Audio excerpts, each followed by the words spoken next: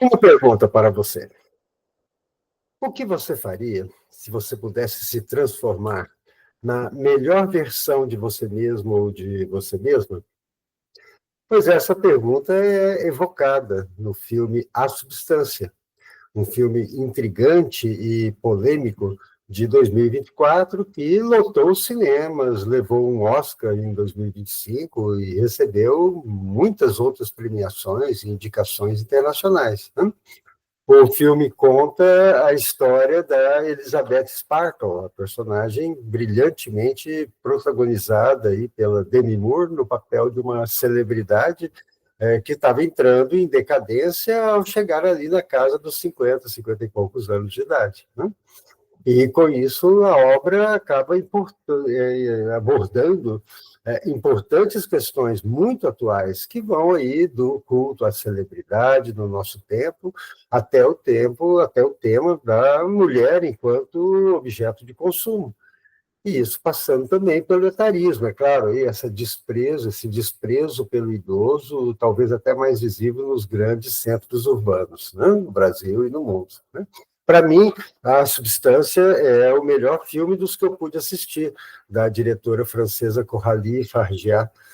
Na mesma plataforma MUBI estão disponíveis também o Revenge, Vingança, de 2017, e um curta-metragem muito interessante, Reality, de 2014, que também foram bastante agraciados aí pela crítica, tá? Nesse A Substância, ela faz também muitas alusões a outros filmes e diretores, homenageia outros cineastas, né? Um destaque até inequivocamente é Stanley Kubrick, e particularmente a replicação de cenários ali do célebre filme O Iluminado, The Shine. Aliás, The Shine, o nome original do filme O Iluminado, do Stanley Kubrick, Shine é uma alusão ao brilho, que também é o significado do sobrenome da personagem deste filme, A Substância, Elizabeth Sparkle. Sparkle também significa brilho, brilhar em inglês, né? Até um trecho ali da clássica trilha sonora de 2001, Uma Odisseia no Espaço, lá do Kubrick, a gente escuta nesse filme da Fargeat. Tá? E como agora a gente vai comentar o filme, vai ficar aqui o alerta de spoiler. Se você não assistiu ainda, vale a pena assistir a este filme intrigante antes de seguir aqui acompanhando a nossa análise, as nossas observações aí sobre o filme, ok? Pois bem, o resumo do filme: a Elizabeth Sparkle é uma apresentadora que faz muito sucesso com seu programa matinal de atividade física para um público principalmente de mulheres mais maduras, né? O seu brilho é tanto que ela tem até uma estrela com o seu nome na famosa calçada da fama, lá em Hollywood, né? Na Hollywood Boulevard, né? Mas agora ela está com 51 anos e descobre que ela vai ser demitida e substituída por alguma mulher mais jovem, né? Harvey, que é o empresário e produtor do programa, protagonizado pelo Dennis Quaid, né, muito bem, por sinal, está muito bem no filme, né, lhe diz de uma forma muito grosseira e insensível que depois dos 50, o glamour, o atrativo, a admiração dos fãs, tudo isso acabou, né? A Elizabeth sai atordoada do estúdio de TV e, quando está no volante, vê até um outdoor de uma propaganda em que estava a sua imagem, né? E essa propaganda está sendo rasgada, o seu rosto está sendo retirado, e nesse momento de distração e atordoamento, ela acaba sofrendo um acidente do qual ela escapa e, milagrosamente, não tem ali, não sofre nenhuma lesão grave, né? E enquanto ela, no pronto atendimento, ela é atendida, um jovem médico ali da equipe do pronto-socorro lhe entrega um pendrive, um dispositivo ali com informações sobre a existência de uma substância que poderia mudar a sua vida, né? A Elizabeth primeiro recusa, depois pega de volta no cesto de lixo esse dispositivo e, seguindo as instruções, vai parar num beco lá na cidade de Los Angeles, onde pega uma caixa com o número que lhe deram. E na caixa estão instruções e um kit com uma substância para injetar no seu corpo uma substância que promete criar uma versão mais jovem de si mesma a partir da replicação das suas células e do seu DNA. Tá? A replicação acontece e aí surge Sue, a personagem da Margaret Qualley, também brilhante no seu papel, tá?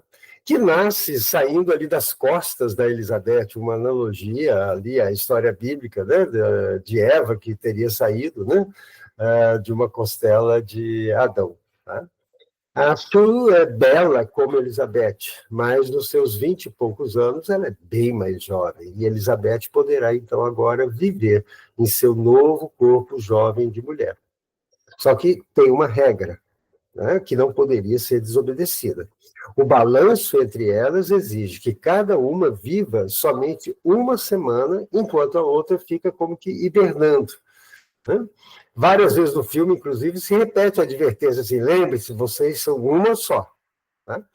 Bom, aí a Elizabeth, que foi demitida e se retira da vida de estrelato, se aposenta, enquanto a Sue vai viver sua vida de celebridade. Né? Elizabeth vive no ostracismo, isolada aí na sua velhice, na sua solidão, num enorme, luxuosíssimo apartamento, né? E a Sue está vivendo a vida que a Elizabeth levava. Tá? A Sue, porém, deslumbrada com o seu sucesso e com a sua popularidade, vai ficando insatisfeita com o limite de uma semana apenas e vai quebrando a regra do balanço.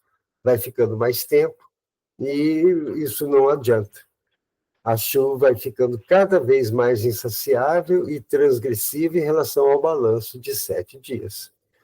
Só que isto vai acontecer às custas de um envelhecimento mais acelerado da Elizabeth. Cada vez que a Elizabeth saía da hibernação, ela está mais velha, o corpo dela vai ficando aceleradamente mais velho, articulações enrijecidas, entumecidas, deformadas, um corpo feio, deformado, recurvado, horrendo mesmo, né?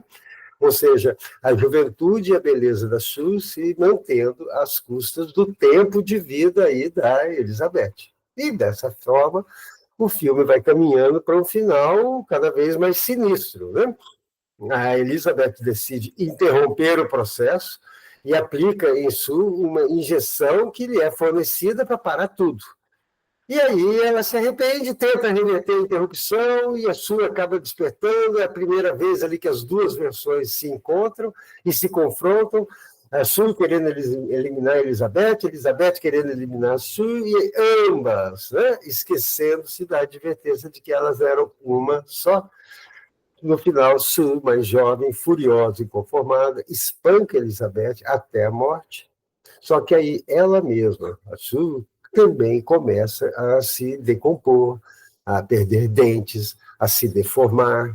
Né?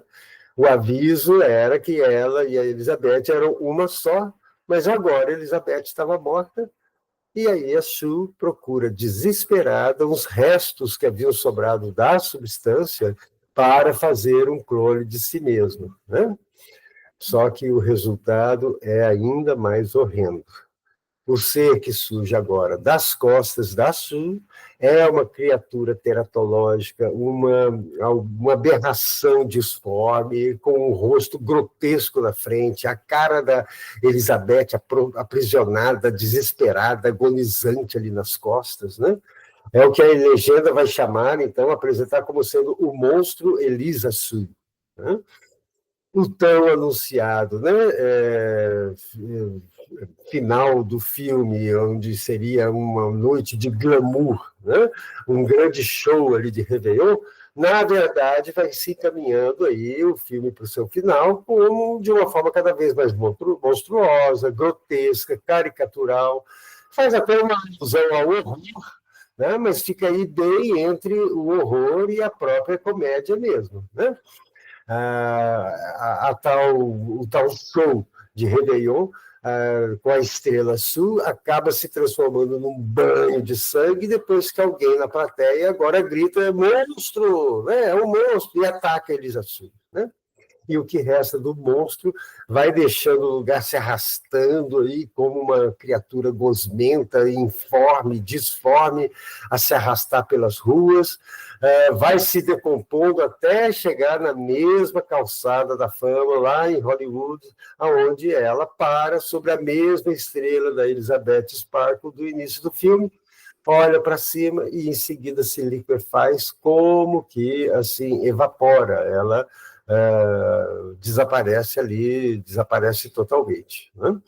E dessa maneira é que a gente, então, vai vendo o filme desenvolver-se e, a partir daí, nós vamos tentar fazer aqui uma leitura do filme a partir de 4 tempos, né, que a gente percebeu ali do filme, 4 tempos do filme, e que são também 4 metáforas psicanalíticas muito válidas, muito interessantes, que são também, né, que são 4 analogias, ou 4 metáforas que a gente poderia estar usando, tá, para entender o filme. 4 tempos. Né? Esse foi o tema, inclusive, esse filme foi o tema do nosso último encontro ali de cinema e psicanálise, que foi um evento muito bom, que foi um encontro, tivemos ali a participação da nossa colega psicanalista, Ivani Correia, trazendo a sua leitura do filme também, e houve uma ótima discussão ali com os presentes, né? Que é o nosso projeto Luz, Câmera, Pulsão. A trajetória da nossa personagem, Elizabeth Sparkle, então, é este arco que né, que percorre ali do seu sucesso glamuroso até a sua decadência e desaparição. E nesse percurso a gente vai valer-se, então, de 4 tempos. Vamos tentar pensá-los, então. O primeiro momento é justamente o chamado o acidente. Né? Ocorre quando, ao se distrair no volante, ela se dá conta do outdoor que está sendo arrancada, a imagem dela sendo rasgada, sendo arrancada, né? Sendo que a Elizabeth ali já está se sentindo descartada inclusive ali como um resto. Ou seja, nessa hora que tem um acidente de carro, o acidente já tinha acontecido antes. O acidente ocorre quando ela descobre que está por ser demitida justamente no banheiro, no lugar dos nossos dejetos, dos nossos restos, dos nossos resíduos asquerosos que devem ser descartados, né? Ela se olha no espelho, visivelmente impactada, os espelhos são muito frequentes ali no filme. Esse banheiro era o banheiro masculino, tá? Porque o banheiro feminino estava em manutenção, e é aí que o Harry, né, entra, né, o Harvey entra e está falando ao telefone, que ela aí descobre, pela conversa dele com alguém, que ela estava para ser demitida. Né? E esse detalhe de ser o masculino não é tão supérfluo. O filme explora bastante a figura do homem numa relação de uso aí com a mulher. E essa é uma pegada muito recorrente, uma temática muito frequente na Coralie Fargeat, a diretora. O homem tratando a mulher como coisa, como resto, e que, na verdade, é o desprezível aqui fora das telas, é o mais desprezível de um ser humano que muitos homens, até hoje, acabam insistindo aí em manter. Na sequência, haverá uma conversa asquerosa com o dono da TV, né, que é o Harvey, um homem asqueroso, comendo ali de uma forma asquerosa, deixando restos asquerosos espalhados sobre a mesa, enquanto dizia para ela que, para ela, aos 50, acabou. Ou seja, o luxo, o glamour, a beleza e a atração agora davam lugar a ela ser um lixo, uma sobra, um dejeto, alguém descartável. Né? Asco é justamente esse sentimento antípoda do desejo de ser amado, de ser admirado, de ser desejado, que é o desejo da Elizabeth Sparkle. Né? Portanto, um acidente já tinha acontecido antes do acidente de carro. Tá? O que nos faz pensar que um outro acidente acontece antes, nos nossos primeiros anos de infância. Tá? O bebê humano, cujo espelho é a pessoa cuidadora, normalmente a mãe, que o investe ali com seu olhar, seu amor, seu cuidado. Ela terá que descobrir que ele, esse bebê, não é para esse outro materno, ou tudo.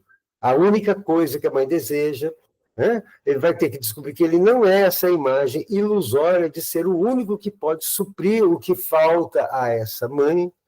E é desse estado ilusório, mais poderoso, que Freud vai chamar, vai descrever como o nosso narcisismo primário, o bebê vai avançando, né, à medida que vai crescendo, ali para aquela fase do espelho, descrita por Lacan, no seu célebre artigo ali de 1949, o estado do espelho como formador da função do eu, né, que para o bebê o implica a ser um outro, a ser alguém, a ser este um, para o outro materno, e assim para o outro. Né?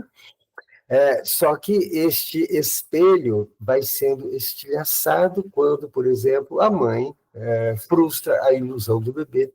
E é o que evoca a cena de Elizabeth se olhando ali no espelho do banheiro, ao saber que ia ser substituída. E também o outdoor, onde Elizabeth vê a sua imagem sendo rasgada, sendo descartada. Ou seja, este acidente universal, né, deixa uma ferida narcísica original que nunca será totalmente curada, assim como o resto do narcisismo primário também sempre subsiste, até como uma parte de nós. Faz parte da nossa substância esta aspiração. Em algum lugar inconsciente, o sujeito preserva essa outra versão de si mesmo, esta versão em que ele é completo, que ele completa o outro, uma versão imaginária de si, né, para si mesmo, né? E aí a gente entra numa segunda metáfora, num segundo tempo, né, deste filme, que é com essa expressão, a melhor versão de você mesmo. Né? Olha, prometer que você pode ser a melhor versão de você mesmo é um apelo poderoso e muito bem manipulado, por isso mesmo, por criadores aí de autoajudas, por coaches, palestrantes motivacionais, né? E por que é poderoso? Porque justamente somos habitados por esse impulso narcísico, a completude e a imortalidade. No inconsciente humano, nós desconhecemos a morte, os limites, a castração, o pulsional mais profundo de nós, o pulsional id, o pulsional isso, é um puro impulso em busca de descarga, de restituição. O bebê humano sempre considerará que foi desmamado precocemente, a criança humana sempre vai atravessar o seu édipo ambicionando, né, ali a posse exclusiva do amor do progenitor. E para resolver-se aí com essa sua angústia de castração, a criança castrada, a mãe castrada, né? A criança vivenciará mais um acidente ao se ver, na melhor das hipóteses, obrigada a renunciar a seus apetites narcisistas, seus apetites incestuosos com a mãe e, por extensão, com o resto do mundo. Né? Todos conhecem pessoas que não suportam críticas, discordâncias, rejeições, tá? São os narcisistas de vários tipos, que só aceitam ver a imagem perfeita de si mesmo espelhada no olhar do outro com quem eles se relacionam. São relações muito tóxicas, né, para a gente. Né? A Sue vai encarnar esse narcisismo infantil da Elizabeth Sparkle, na sua ambição de não deixar que a idade chegue, que ela seja substituída, que o seu brilho se esvaneça, né? A imortalidade aí a qualquer custo, nem que às custas de uma substância clandestina que ela vai injetar em seu corpo, e aqui um ponto de partida até, abrindo parênteses, interessante para refletirmos psicanaliticamente sobre a relação entre o narcisismo e os transtornos aí relacionados ao uso de substâncias, tá? Bem, as personagens Elizabeth Sue, portanto, são bastante representativas desse sujeito narcisista que conhecemos fora da tela, drogadicto ou não. Né? Só que, tanto para a Sue como para a Elizabeth, ali no filme, a gloriosa aclamação pública nunca lhes livrou da solidão. Aliás, o sujeito narcisista é, no fundo, um solitário. Né? A aptidão para o vínculo mais autêntico do sujeito narcisista, para o laço social, para o laço amoroso, é muito comprometida, porque o outro, para o narcisista, só tem valor na medida em que se reduz a uma plateia que o ame, que o admire, e isso não ocorre no real da vida. Tá? E isso é bem interessante no filme, porque tanto a Elizabeth Sparkle como Sue são idolatradas da vida pública, são amadas, são admiradas, mas vivem solitárias no seu apartamento luxuoso. A gloriosa aclamação pública não livra as duas da solidão. E o sujeito narcisista é, no fundo, um solitário. Né? A Elizabeth, por exemplo, não consegue desfrutar de uma relação amorosa real.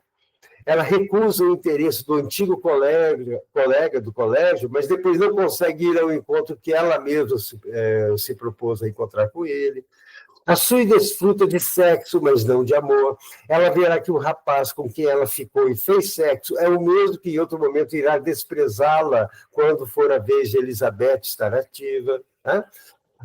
E aí a gente pergunta, como ficará a relação entre Elizabeth e a Sue? Né? Elas são uma só, os fornecedores da substância avisaram mais de uma vez, e como que vai ficar? E é por isso que vai precisar haver aí um balanço entre elas, que é o terceiro tempo da nossa análise, do nosso comentário aqui sobre o filme. Tá? O limite que cada uma tem, uma semana para Elizabeth, uma semana para Sue. Né? Essa foi uma saída muito bem bolada aí pela Coralie Fargeat, né? Porque, na verdade, um e outro, na vida real, eles são simultaneamente, né? São simultâneos. Uma grande pergunta para o sujeito que se pretende adulto na sua vida real, aliás, é assim, quanto desse narcisismo infantil que me habita ainda me governa, ainda determina minhas escolhas, ainda determina minhas relações. Porque todos nós, de fato, temos não somente esse resíduo de um narcisismo infantil no nosso inconsciente, mas até na vida adulta temos aí uma cota de narcisismo, também no sentido aí do amor próprio, necessário, que está presente em todas as nossas expectativas quanto a nós mesmos e também na nossa dimensão de laço, de relações sociais, de amoroso. Mas o problema é sermos governados por esse narcisismo infantil, desenfreado, insaciável, e como a Sue não aceita renunciar à sua existência glamurosa e narcisista, ela começa a se exceder no seu prazo de 7 dias. Só que o cumprimento do balanço exigido, né, entre elas, na ficção do filme, é ameaçado, e a Sue vai se revelando esse bebê narcísico, esse enfant terrible, né, voraz, insaciável, que sempre quer mais. Né? E aí os prolongamentos da Sue vão se dando às custas do encurtamento da vitalidade remanescente de Elizabeth, que começa a acelerar o seu envelhecimento e a depauperação orgânica, sua depauperação biológica, às custas, né, daquilo que a Sue excede. O que Sue excede no tempo, né, ela vai sendo roubado da vitalidade do próprio tempo de vida aí da Elizabeth. O que faz a gente lembrar do momento ali do diálogo no café, onde a Sue reconhece, né, no velho que vai conversar com ela, o jovem médico que tinha lhe dado a substância, né, e que pergunta para ela, ela já começou a corroer você, ou seja, destruir você, a querer tudo, a ser insaciável. Né?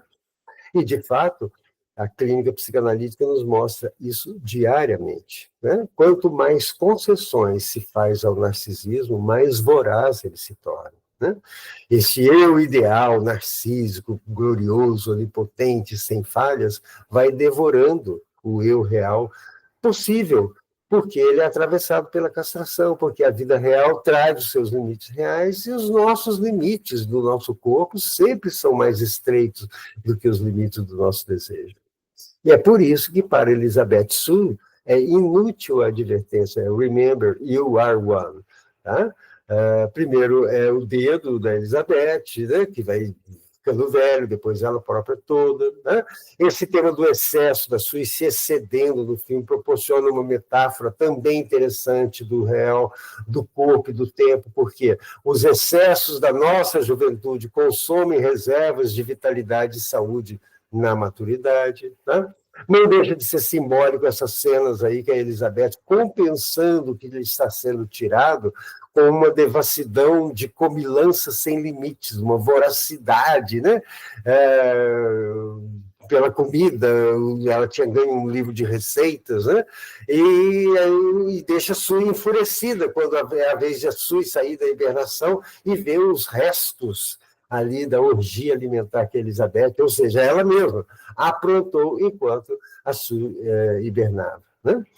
Isso aqui, de novo, né, abrindo parênteses aí para a clínica, para pensarmos mais uma abertura, tá, que o filme traz, que é a interessante e complexa relação entre narcisismo e os transtornos alimentares, né?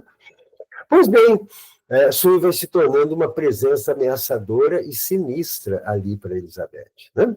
E faz a gente lembrar, né, lá num trecho de Freud, de 1919, O Ominoso, né, ou o infamiliar, como é traduzido muitas vezes no português, né, se chama infamiliar, ou se chama sinistro, se chama ominoso, o Unheimlich, né, de Freud. A tudo que, estando destinado a permanecer em segredo, escondido, vem à tona. Seguindo a Freud, nesse seu texto de 1919, Sui é o duplo ali de Elizabeth. É este outro que é deixado no escuro do banheiro e que deveria ficar lá, mas sai à luz.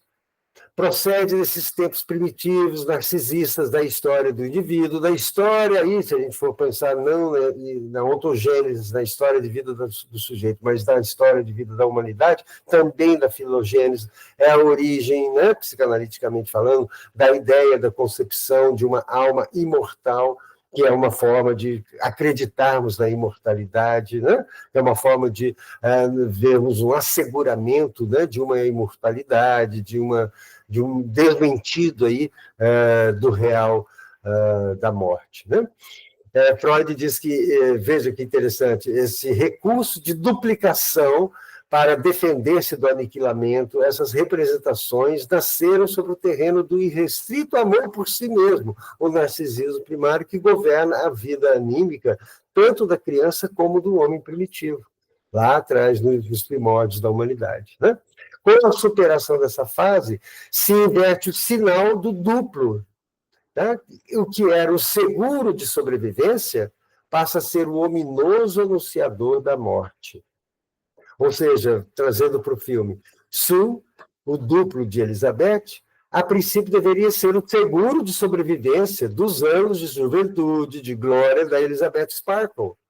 Mas Sue aparece invertendo seu sinal. E de garantia de eternidade passa a ser o ominoso, o sinistro anunciador da morte, né? Que de fato vai matar a Elizabeth, né? E no filme, a substância, isso culmina, né? Esse sinistro anúncio, esse sinistro anunciador da morte, culmina no nosso quarto tempo, na quarta metáfora que a gente pode pescar aí do filme, que é o monstro Elisa Sui, para onde converte a narrativa toda do filme, né? Ao fazer uma replicação uma replicação de si mesma, Sui dá à luz a uma criatura monstruosa. De Sui resta apenas uma fachada, e a foto dela precisa ficar pregada na frente da cabeça. Da Elizabeth Sparkle resta aí uma cara saindo das costas do monstro, com uma face aterrorizada e aprisionada, como se estivesse a gritar, agonizando, né? Aquela que tinha tudo no seu devido lugar, agora tem os seios no lugar do nariz, como tinha sido dito de forma jocosa e misógina pelos homens encarregados de fazer a escolha da substituta da Elizabeth Sparkle lá no começo do filme, né? O monstro está onde a colocou esse julgamento, e aí vamos aplicar pensando nesse supereu da cultura, essa ditadura da beleza e da juventude, e também, particularmente, o julgamento pelo olhar aí do masculino, né? Em A Substância, o homem é retratado sempre entre o predador e o parasita. E a mulher, capturada, deformada, é o resto que sobra do ser humano após ter sido devorado e descartado. Né? Do ponto de vista aí da cultura, vai ficando, portanto, aí um alerta, tá? Quando no filme, quando chega ao estúdio lá o monstro Elisa Su, né? Ninguém da equipe de produção parece se dar conta da monstruosidade, porque vai se encaminhando para o palco, vai caminhando, e a plateia, a massa de espectadores ali no teatro, naquele show de Réveillon, né? Demorou a se dar conta daquilo que, em última análise, ela mesma produziu. Uma aberração abjeta, asquerosa, cujo destino será desaparecer das memórias dos que um dia a endeusaram. E esse é um aspecto da nossa cultura contemporânea. É exatamente este aspecto de as massas criarem ídolos para depois derrubá-los. E isso sem dar-se conta da monstruosidade de tantas celebridades que ela própria vai criando para depois descartar, para que outra celebridade venha entreter as mesmas massas, e aí assim segue a cultura de entretenimento numa sociedade de consumo, né? E por aí a situação vai, e a nave vá como se pode dizer. Né? Pois bem, né? Dessa parte, então, a gente vai pensar agora, tá, e aí, como fica a nossa questão do filme, porque esse foi o filme A Substância. Né? Voltando à ideia lá, a fala do Harvey, o dono ali do show da Elizabeth Sparkle, quando ela diz que para ela tudo tinha acabado, porque agora ela estava nos 50 anos, a gente pode pensar, no caso das celebridades, aqui, no dia a dia, na contemporaneidade, como elas são produzidas para serem consumidas, muitas deixam de ser cultuadas bem antes dos 50 mesmo. Né? Nós estamos vivendo uma época de celebridades relâmpago. Por mais que se esforcem para manter a popularidade, a maioria dos que viralizam nas redes sociais logo são apagados e substituídos em pouco tempo. Né? Particularmente nesse filme provocante, inteligente, o recurso ao grotesco e ao caricatural, que muitas pessoas puderam se sentir até incomodados ou até desapontados com o filme, é uma forma, sim, de denúncia desse caricatural e grotesco culto às celebridades, que muitas vezes, como a plateia do filme, dá a impressão que ninguém se dá conta. Né? Mais especificamente sobre o envelhecimento, também nos faz considerar, como todos estamos envelhecendo, a questão do etarismo, esse paradoxo da discriminação do idoso em tempos de envelhecimento da população mundial. Numa ótica psicanalítica, o etarismo pode ser pensado também a partir do horror que o envelhecimento causa enquanto anunciador da decadência do corpo e, finalmente, da morte. Né? O velho, o idoso, como um espelho assustador a anunciar o meu destino inevitável. Né? A gente pode recordar o Christopher Lasch, na sua obra visionária ali no final dos anos 70, A Cultura do Narcisismo, ele já advertia, né, dizendo que o narcisista acha difícil, estou citando textualmente, criar um estoque de lembranças amoráveis para enfrentar a última parte da sua vida, a qual, embora nas melhores condições, sempre traz tristeza e dor. Não menos importante aí em A Substância são esses outros temas afins, tá? Muito atuais da nossa cultura contemporânea. Ele abre um gancho para pensar a questão da mulher como objeto de consumo e mesmo da misoginia, bem presente, bem claro aí no filme. Tá?